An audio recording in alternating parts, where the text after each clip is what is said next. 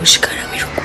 আমার throat infection হয়েছে, যার জন্য আমি গলা দিয়ে আওয়াজ বেরোচ্ছে না। অভিনেতা রাহুলের মৃত্যুর পর টানা 10 দিন ধরে কান্না করতে করতে গলা দিয়ে কোনো শব্দ বের হচ্ছে না তার প্রেমিকা রুকমা রায়ের। লাইভে এসে ফিসফিস করে কথা বলছেন রুকমা রায়। বিনোদন জগতে নেমে এসেছে শোকের ছায়া। দীঘার তালসারি সমুদ্রে তলিয়ে মারা যান অভিনেতা রাহুল বন্দ্যোপাধ্যায়। এই খবরে রীতিমতো স্তব্ধ টলিপাড়া।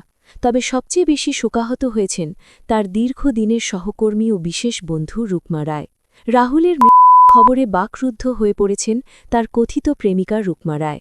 রাহুলের খবর পাওয়ার পর থেকেই নিজেকে সামলাতে পারছেন না রুকমা রায়। প্রিয় মানুষকে হারিয়ে টানা 10 দিন অঝরে কেঁদে চলেছেন তিনি। জানা গেছে অনবরত কান্নার ফলে তার গলার অবস্থা অত্যন্ত নাজুক। গলা দিয়ে কোনো শব্দ বের হচ্ছে না। দেখা দিয়েছে গুরুতর থ্রোট ইনফেকশন। রুকমা রায়ের সম্প্রতি একটি স্টেজ শো করার কথা ছিল, কিন্তু শারীরিক ও মানসিক বিপদ রুকমা সেই শো বাতিল করতে বাধ্য হয়েছেন।